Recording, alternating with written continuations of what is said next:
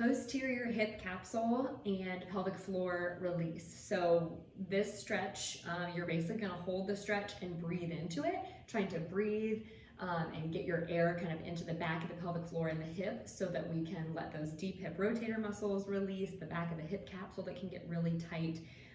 So that is what we are targeting here.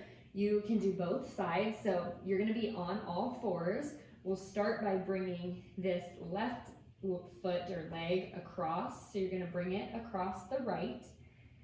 Okay, so once you've done that, then the leg that's in front, you are going to grab this ankle and bring that leg out as far as you're able to tolerate. Again, we don't want any pain.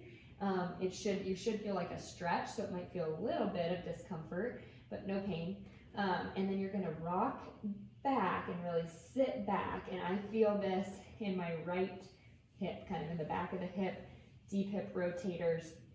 And I'm gonna hold here and I'm gonna breathe. Try to relax as much as possible.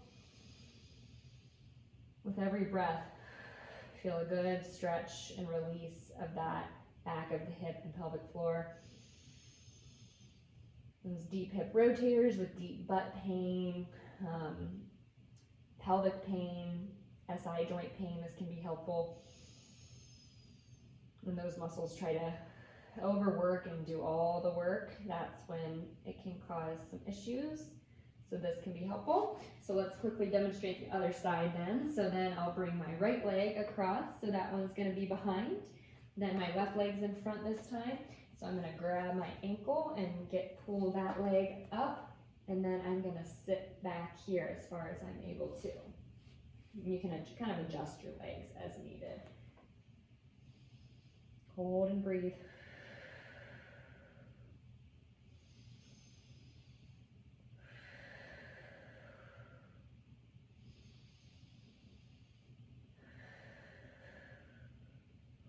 So you might feel this more on one side versus the other. Likely you'll feel a little bit more on maybe the side that you have symptoms, whether it's pain or just tightness, tenderness in the butt, hip area.